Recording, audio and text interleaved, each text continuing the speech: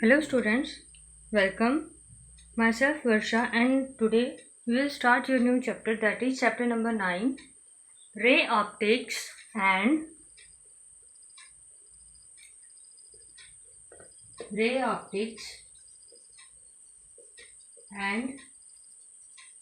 Optical Instruments. So under this chapter we will study about the ray optics and optical instrument. अब ray optics क्या है यहाँ पे? Optics is the branch of physics dealing with the properties and nature of light. So ray optics here is the study of nature and properties of rays of light, and optical instruments are the instrument which uses the rays of light to produce an image. ठीक है. सो ये एक chapter है जिसको हम दो अलग अलग पार्ट्स में पढ़ेंगे.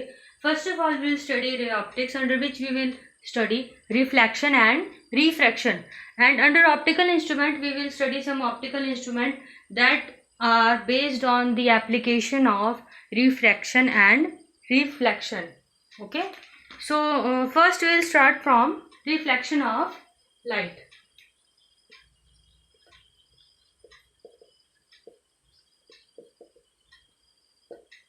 ब्रीफ इंट्रोडक्शन दे देती हूँ आप सभी को रिफ्लेक्शन ऑफ लाइट का. आप सभी जानते हैं phenomenon of change in path of light without any change in medium. ठीक है. रिफ्लेक्शन में आपके पास क्या होता है, एक रिफ्लेक्टिंग सरफेस होता है जो एक तरफ से पॉलिश्ड होता है.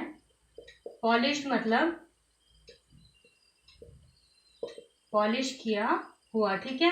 दूसरी तरफ से इसका रिफ्लेक्टिंग सरफेस होता है. Reflecting surface is a shiny surface. कोई भी शाइनी सरफेस जो कि रे को रिफ्लेक्ट करता है, जो कि उस पर इंसिडेंट होगी. इंसिडेंट मतलब जो उस पर गिरेगी. ठीक है. This is incident ray and it gets reflected back, and after reflection it is called reflected ray. And here we have incident ray. तो इन दोनों रेज के बीच में हम एक परपेंडिकुलर ले लेते हैं along reflecting plane. The surface which reflects the rays incident on it is called reflecting plane. तो reflecting plane से हम एक नॉर्मल या परपेंडिकुलर ड्रॉ कर लेते हैं, that is called normal of incident and reflected ray. Along this normal, इस normal के साथ जो इंसिडेंट रे है वो एक एंगल बनाती है, that is called angle of incidence. आप पहले भी पढ़ चुके हैं. and reflected ray makes an angle that is called angle of refraction. ठीक है. तो लॉज ऑफ रिफ्लेक्शन आपके पास बेसिक हैं. ये एक बेसिक इंट्रोडक्शन है, आपको नोट करने की जरूरत नहीं है. Laws of reflection. Laws of reflection क्या है आपके पास? First of all is angle of incidence is always equal to angle of reflection. Second is incident ray I are से डेजिग्नेट कर देती हूँ मैं उसे, and reflected ray and normal to the reflecting plane, which means these three, 1, 2 and 3, these three lie on a same plane.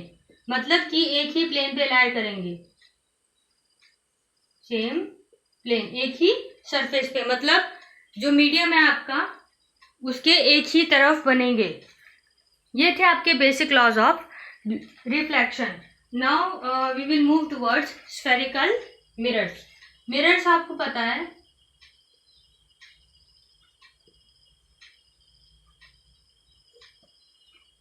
mirrors reflecting surface है that show an image, या in which a virtual and erect image is seen. Virtual and erect and real and inverted, as I think आप सभी को याद होगा.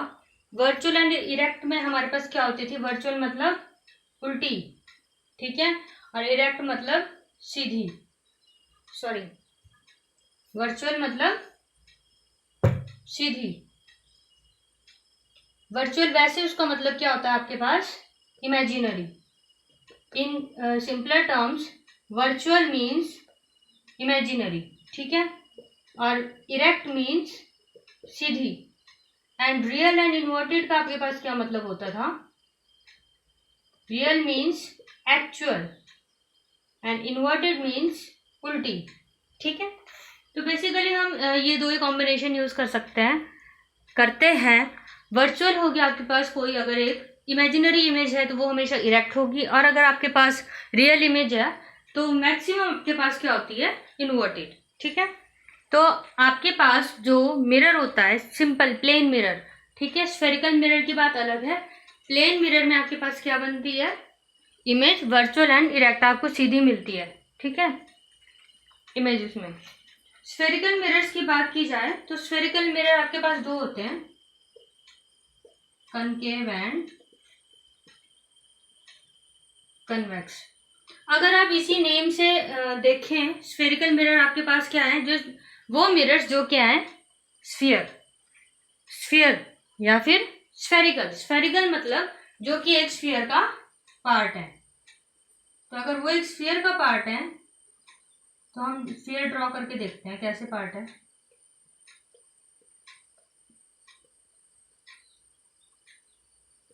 जो आपके पास concave mirror है यहाँ पे, वो कैसा होगा? Bent inwards. ठीक है, ये आपके पास यहाँ पे क्या आ गया? Diameter of that sphere of which mirror is a part. Mirrors क्या होते हैं? एक स्फेरिकल हॉलो सरफेस का, रिफ्लेक्टिंग सरफेस का क्या होते हैं? पार्ट, एक पूरे स्फीयर का। ये जो स्फीयर होगा बीच से क्या होगा? पूरा हॉलो, और जो इसका अंदर का सरफेस हो गया वो क्या होगा? पॉलिश्ड, और बाहर का भी पॉलिश्ड, जिससे ये क्या करेंगे? रिफ्लेक्ट कर सकेंगे। ठीक है, या फिर कोई मटेरियल लगा होगा, जैसे मान लीजिए इसके अंदर क्या लगा होगा? एक ग्लास, जिससे ये रिफ्लेक्शन प्रोड्यूस कर सकते हैं। तो जो आपके पास कनकेव मिरर है वो क्या होगा? बेंट इनवर्ड्स, मतलब कि जो रेज होंगी वो इस तरफ फॉल करेंगी, और ये आपका क्या होगा? Polished part. पॉलिश्ड पार्ट मतलब यहां से आगे रेज नहीं जा सकती। रिफ्लेक्शन में क्या होता है? आपका मीडियम चेंज नहीं होगा, मतलब उसी मीडियम में रे बेंड होके वापस आ जाएगी। ठीक है, अब आपकी आ जाती है कन्वेक्स की बात। तो कन्वेक्स क्या होता है? Bent outwards. Convex mirror is bent outwards, मतलब कि इसका रिफ्लेक्टिंग सरफेस क्या है? ये। और पॉलिश पार्ट कौन सा है? अंदर वाला। ये थे आपके पास दो types of spherical mirrors, concave which is bent inwards and convex which is bent outwards. This is all a brief introduction only. आपका सिर्फ एक brief introduction है कि आपके पास spherical mirrors वगैरह होते क्या हैं। ठीक है, now next is कुछ important terms है आपकी spherical mirrors को लेके। हमने पढ़ना spherical mirrors के बारे में ही है अभी। आगे हमने लेंस मेकर्स फॉर्मूला सब इन्हीं इमेजेस के बेसिस पे ड्रॉ करना है जो हम आज तक केसेस पढ़ते आए हैं। तो let us start with some important terms. तो बेसिकली जो आपके पास आज जब आप रिफ्लेक्शन या फिर रिफ्लेक्शन थ्रू स्फेरिकल मिरर्स पढ़ते थे तो उसमें क्या होता है? कुछ आपकी इंपॉर्टेंट टर्म्स रहती हैं, जैसे कि प्रिंसिपल फोकस या फिर principal axis, radius of curvature, centre of curvature etcetera. तो let's have a brief view there of them. ठीक है, तो सेंटर ऑफ कर्वेचर क्या होता है आपके पास? फर्स्ट ऑफ ऑल मैं सिर्फ टर्म्स लिखूंगी, वैसे आपको पता है ये, और आपको नोट डाउन करने की जरूरत भी नहीं है, तो फिर I will just explain briefly these terms to you. ठीक है, तो सेंटर ऑफ कर्वेचर है, it is the centre of sphere of which mirror is a part. Centre of curvature क्या होता है? उस स्फीयर का सेंटर होता है जिसका क्या? मिरर पार्ट है। जैसे कि आपका ये स्फीयर है, इसका जो मिरर पार्ट है वो क्या है? Centre C. तो इस ये जो पॉइंट सी है that is centre of curvature. ठीक है, अगर आप कोई मिरर ड्रॉ करोगे तो उसका सेंटर ऑफ कर्वेचर ये हुआ। ये कौन सा है आपके पास? कन्वेक्स। अगर ये आपके पास कनकेव मिरर है तो इसका सेंटर ऑफ कर्वेचर ये हुआ। ठीक है, नेक्स्ट आ जाता है आपके पास पोल। ठीक है, the middle point of reflecting surface. Reflecting surface आपका ये है, यहां से रिफ्लेक्ट होगी ना rays, this point is called pole. Next is we have radius of curvature. Simple सी बात है, कर्वेचर आपका पूरा पार्ट है, पूरा कर्व है, दिस कर्व इज कर्वेचर, ठीक है। तो इसका जो रेडियस है, this is the distance from P to C is called radius of curvature. Radius of curvature with us is distance from P to C, ठीक है। Next is principal axis. Principal axis कुछ नहीं है, simple एक straight line है that is joining the pole and radius of curvature, ठीक है। Line joining pole and radius of curvature, straight line joining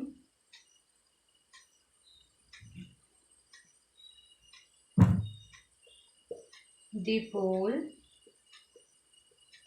and radius of curvature, ठीक है।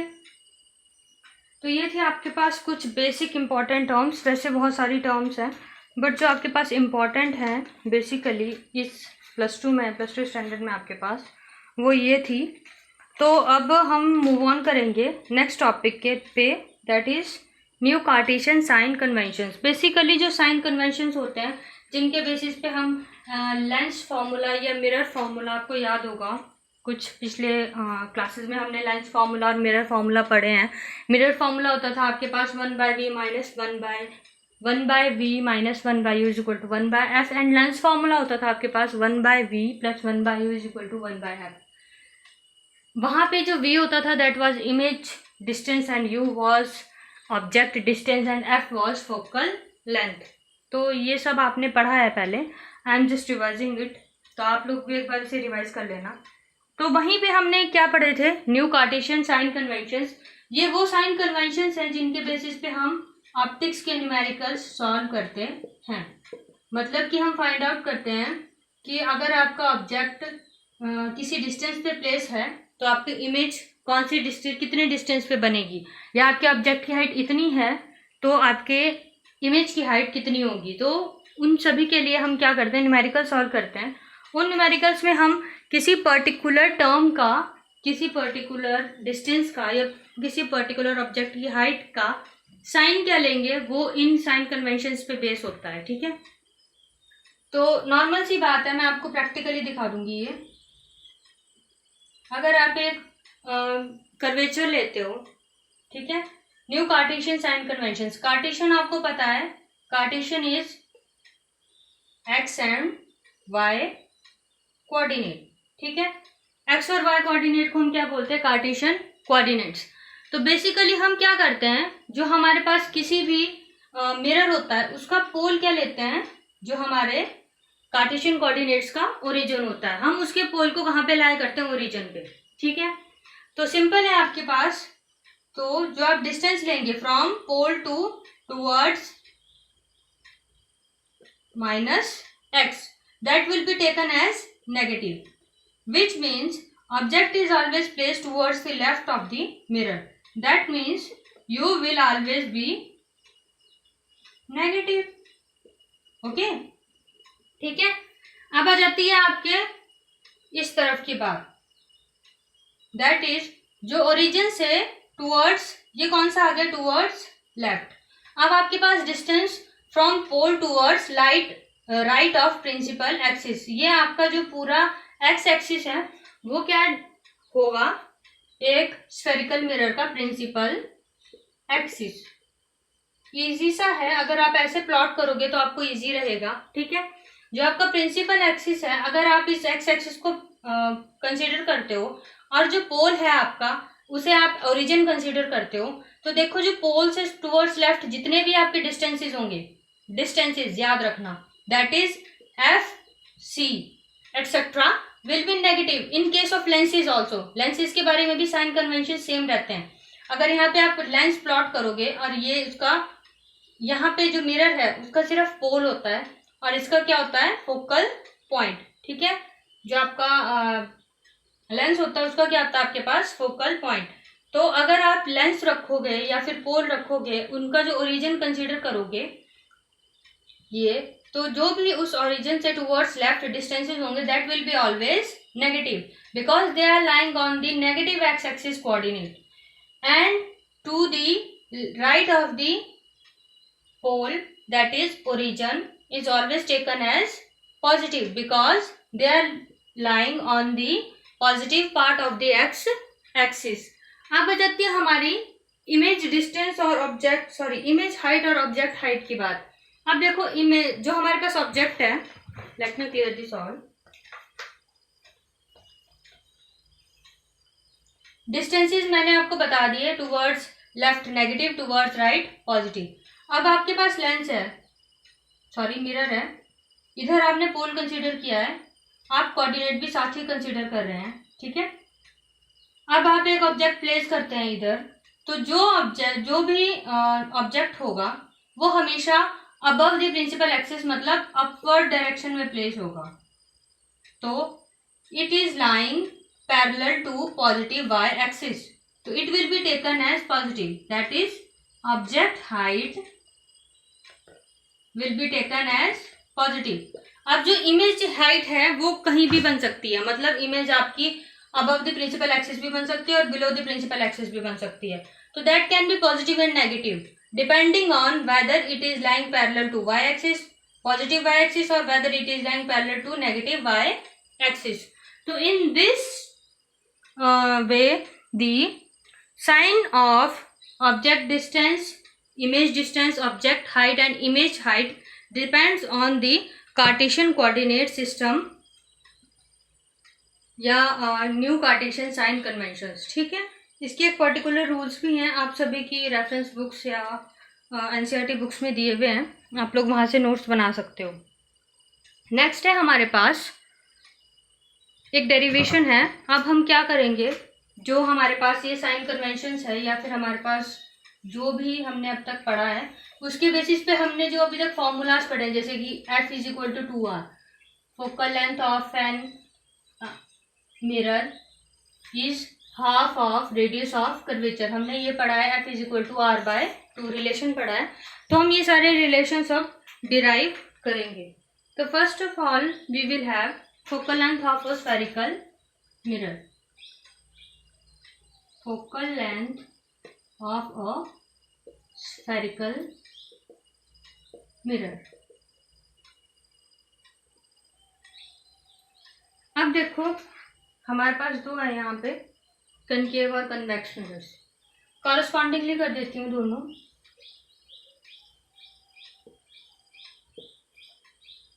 ठीक है, दिस इज पोल.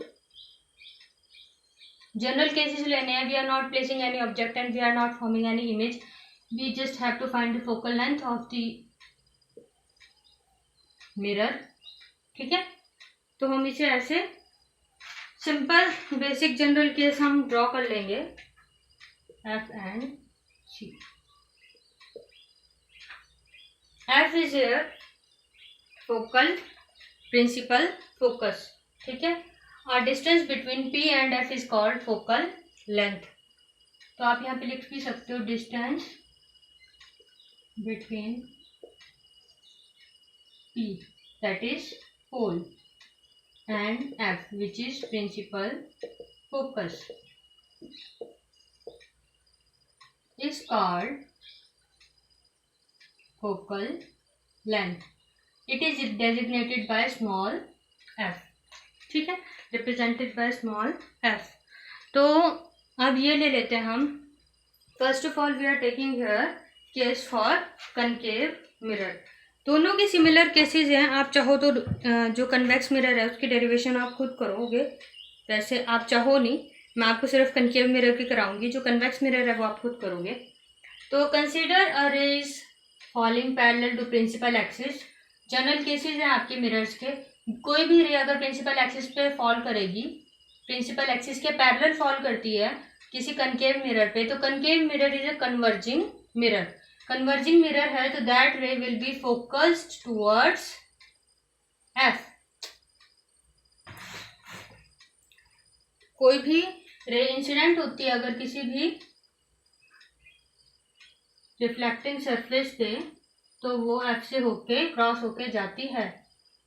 तो this is here incident ray and this is here reflected ray, and this point where the reflection took place is named by me is as M। ठीक है, तो जो normal होगा, नॉर्मल हमेशा कहाँ से होकर गुजरता है? सी से। नॉर्मल हमेशा सी से होकर गुजरता है। Let the angle of incidence be theta. Angle of incidence is the angle formed by incident ray with the normal, that is this angle, and angle of reflection is the angle formed by reflected ray with the normal, which is this। ठीक है, तो ये आपकी basic plotting हो चुकी है यहाँ पे। जो कंडीशंस है वो आप लोग खुद लिख लीजिएगा। Let C be the centre of curvature of the mirror and F be the principal focus. मैं यहाँ पे डायरेक्ट लिख देती हूँ, let C be the centre of curvature of the mirror and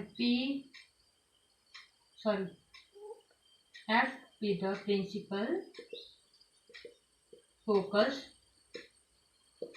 ठीक है, दो हमने कंसीडर कर लिए। अब आप ये भी लिख सकते हो, consider a ray parallel to principal axis striking the mirror at point M। Consider a ray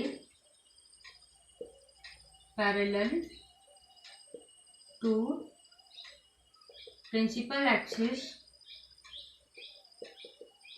striking the mirror at point M। ठीक है, सो हेयर इफ वी से, अगर हमने वहां पे क्या लिखा है, जो थीटा है वो क्या है? Angle of incidence. एंड वैसे तो आपके पास जो law of reflection according to that angle of incidence is according to laws of reflection, angle of incidence is equal to angle of reflection, that is equal to theta, जो हमने consider करा है। ठीक है, एंड लेट एम डी, यहां से एक perpendicular draw कर लेती हूँ which is nearly close to P. ठीक है, M D, let M D perpendicular to principal axis. हमने एम डी परपेंडिकुलर ड्रॉ कर लिया और अपॉन प्रिंसिपल एक्सिस या टू द प्रिंसिपल एक्सिस। ठीक है, now here we have angle M C P. अब देखो ये जो एम सी पी एंगल है वो ऑल्टरनेट एंगल किसके साथ पड़ रहा है? यहाँ पे ए लिख देती हूँ मैं, A M C. So we can write here angle M C P which is M C P is equal to theta, and angle M F P is alternate angle of I plus angle of R। Angle MFP is equal to angle of I plus angle of R, that is equal to theta plus theta is equal to 2 theta। इसका reason भी आप लिख सकते हो bracket में, alternate angles. ठीक है, alternate angles consider किए, इसलिए हम यहाँ पे लिख सकते हैं angle MCP is equal to theta and angle MFP is equal to 2 theta. ठीक है, तो ये हमने कंसीडर कर लिए। तो यहां से हमारे पास क्या आ सकता है? देखो, इन ट्राइंगल, ध्यान से देखना, M C and D, tan theta is equal to perpendicular upon base। So here we have perpendicular is MD and base is CD। Okay, so tan theta is equal to MD upon CD in triangle MCD। Similarly, in triangle, next triangle we can take is MFD। ठीक है, here also अगर हम slope लेना चाहें, you all may know या you all have been known to this fact that tan theta gives you the slope of the graph। ठीक है, तो अगर हम यहाँ पे देखा जाए तो tan theta इक्वल्स टू अगर ट्रायंगल आपके पास एम एफ पी है तो उसमें जो tan थीटा वो किसके इक्वल होना चाहिए, perpendicular, that is M D upon base here is F D. ठीक है, हमने दोनों कंसीडर कर लिए यहाँ पे ट्रायंगल्स। नाउ नेक्स्ट इज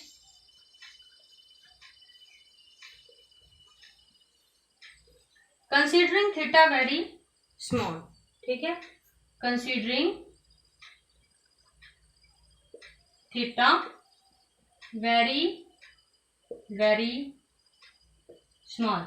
अगर हम थीटा को बहुत ही स्मॉल कंसीडर कर लेते हैं, बहुत ही स्मॉल कंसीडर करते हैं थीटा को, that is angle of incidence is very small, similarly angle of reflection, तो हमारे पास क्या आ जाएगा, tan theta is nearly equal to theta, also tan 2 theta is nearly equal to 2 theta. ठीक है, ये सिमिलरली आ सकते हैं इक्वली। अगर हम थीटा बहुत ही स्मॉल लें तो tan थीटा इक्वल टू हम नियरली इक्वल टू थीटा ले सकते हैं, और tan 2 थीटा को भी हम नियरली इक्वल टू 2 थीटा ले सकते हैं। ठीक है, अब हमारे पास दो ट्राइंगल्स थी, उसमें से हमारे पास परपेंडिकुलर और बेस का रेशो आया था, तो अगर हमारे पास मिड पॉइंट थ्योरम है, एक मैथ्स में आपके पास है मिड पॉइंट थ्योरम, ठीक है, उसमें जो रेशो होता है third side of a triangle, अगर मिड पॉइंट हम ऐसा लें, ठीक है, ये आपका मिड पॉइंट है, तो जिसका रेशो होगा वो क्या होगा, इक्वल। ठीक है, तो जहाँ जो हमारा रेशो है यहाँ पे according to mid point theorem, so here M D upon C D must be equal to M D upon F D. Now here M D upon C D is equal to theta and M D upon F D is equal to 2 theta, which can be written as theta is equal to, यहाँ से theta हम क्या लिख सकते हैं, M D upon 2f D. Multiplication में मैंने सिर्फ इधर डिवीजन में ले गई, आई एम जस्ट इंटरचेंजिंग दैट। ठीक है, तो ये दोनों किसके इक्वल आ गए, थीटा के, so we can write it here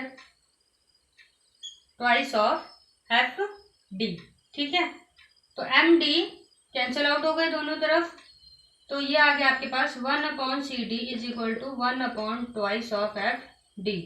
F D इधर ले जाइए, सी डी अपॉन 2, तो एफ डी क्या है आपके पास, डिस्टेंस बिटवीन प्रिंसिपल, ये आपके पास नियरली इक्वल टू पोल है, तो distance between pole and focal point या principal focus is given as focal length, and distance between pole and center of curvature is given as radius of curvature, that is equal to f is equal to r by 2। तो ये आ गया आपके पास relation between focal point या फिर focal length and radius of curvature of a spherical mirror. अब in case of a convex mirror आप कोई भी जनरल केस लोगे तो इंसिडेंट रे इस प्लेन पे लाई करेगी, रिफ्लेक्ट हो जाएगी, रिफ्लेक्टिंग डाइवर्जिंग लेंस होता है ये। डाइवर्जिंग लेंस मतलब जो भी रेस इसके ऊपर गिरेगी दैट विल बी डाइवर्जेड, वो वापस फैल जाएगी। ठीक है, तो जो इसका रे है वो प्रिंसिपल फोकस से होके गुजरती है, इमेजिनरी पार्ट है हमारा इस तरफ, और जो आपका नॉर्मल है वो किधर से होके गुजरता है, सेंटर ऑफ कर्वेचर। तो here we will have theta and theta, here we will also have this angle is equal to twice of theta and this angle is equal to theta. ठीक है, ये भी अल्टरनेट एंगल्स का ही case आएगा, तो ये आप खुद फाइंड आउट कर सकते हो। आप यहाँ पे भी परपेंडिकुलर ड्रॉ कर सकते हो, that is here you can take this point as M and here you can place this point as D. ठीक है, तो एम डी परपेंडिकुलर लेके आप relation of F and R for convex lenses भी find out कर सकते हो। So thank you, this is all for today.